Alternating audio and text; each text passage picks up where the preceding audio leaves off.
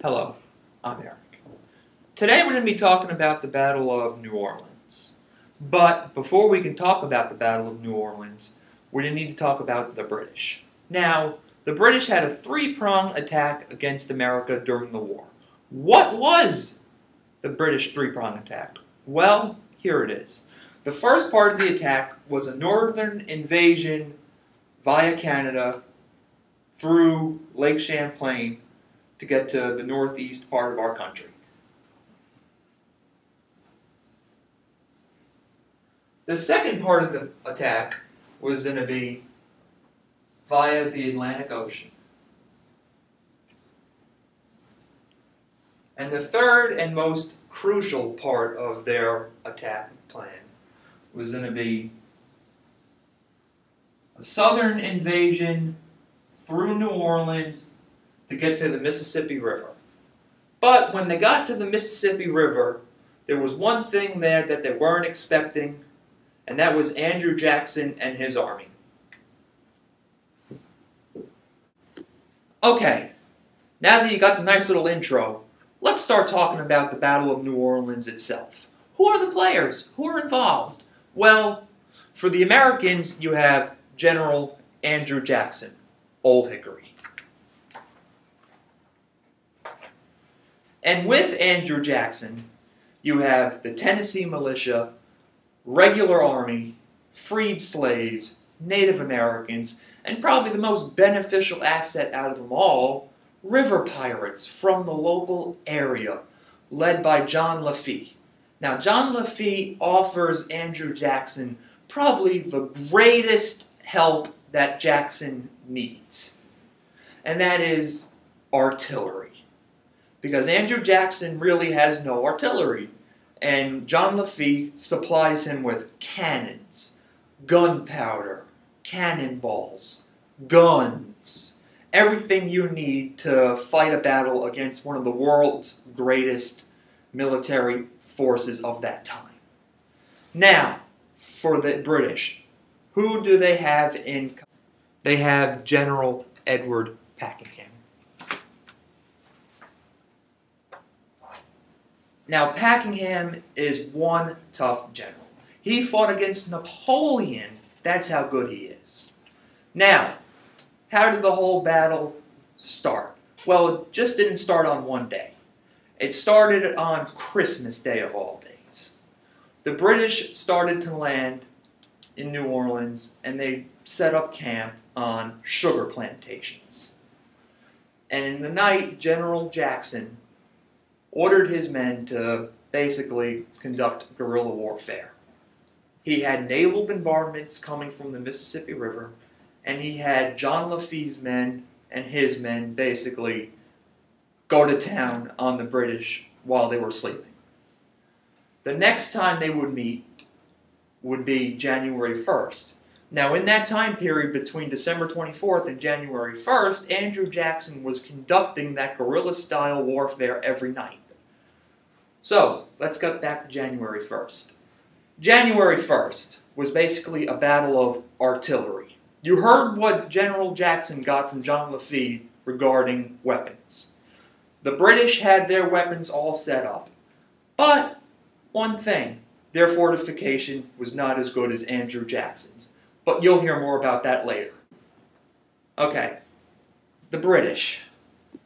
Where should we begin about their fortifications? They used sugar barrels to defend their artillery. Now, if you know anything about sugar, when it gets heated enough, it basically turns to liquid and crystallizes. And that's what it did on January 1st. You had Andrew Jackson's artillery coming in, blasting everything, sending sugar everywhere. And the sugar got on the breeches of the barrels of all the cannons. And basically the heat from the cannons turned it into rock candy. Talk about a sweet victory for America. Come on, guys. That was wonderful. And after that, basically your artillery's one big piece of candy.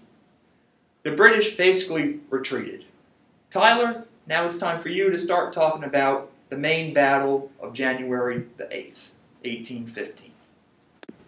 Thanks, Eric. Alright, so here we have the battlefield. The swamp up here and the Mississippi River down here. Andrew Jackson put his troops right between that. And he had about 4,000 troops. His 4,000 troops were not all soldiers. Some were militiamen, we had Native Americans, freed slaves, and a bunch of river pirates from the Mississippi River. And over on this side, we had Packingham. He had about 10,000 troops. And his troops were all fought with him in the Napoleonic War, so they're all battle ready, they know what to do. They're not Indian or free slaves. If you look at the numbers, we have 4,000 against 10,000. Not very good odds for the U.S. But Jackson knew this, so he had his men dig a 10-foot wide moat to put in between him and the troops. And he also had them dig a earth structure. It's called a parapet. It's just a pile of dirt supported by wood as more of a barrier for them. And he got cannons from the river pirates, and he put them all on his front line.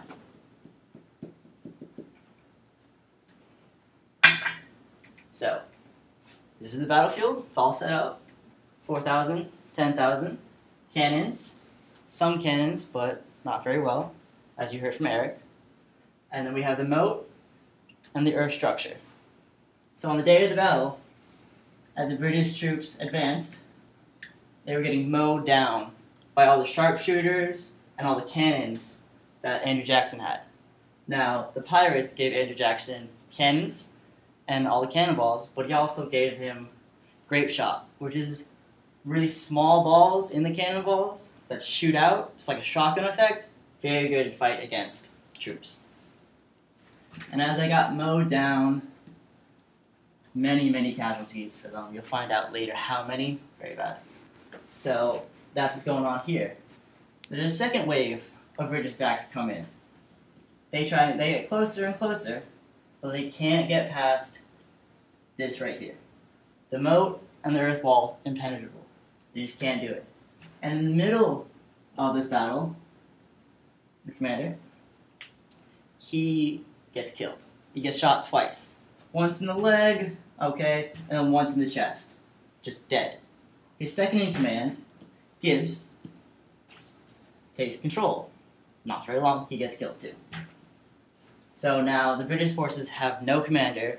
They were told to attack, so they're still attacking head on right at this. Not very effective. So finally, after about half an hour of this going on, a commander stepped up and told them to retreat, and that's why they just went backwards, and the battle was over. And this is pretty much the Battle of New Orleans. So now we know that the British plan is a three-pronged attack, and that Packingham plans on taking the Mississippi River in order to get the land that the Americans got due to the Louisiana Purchase. What Packingham did not expect, though, was that Andrew Jackson was waiting for him at New Orleans. After the battle was completely over, the total losses for the Americans were roughly 55 killed and over 150 wounded. But Packingham's losses was over 400, and he himself died. And the total wounded was over 1,500 soldiers. The Battle of New Orleans gave us a new sense of patriotism, which was very low due to the War of 1812.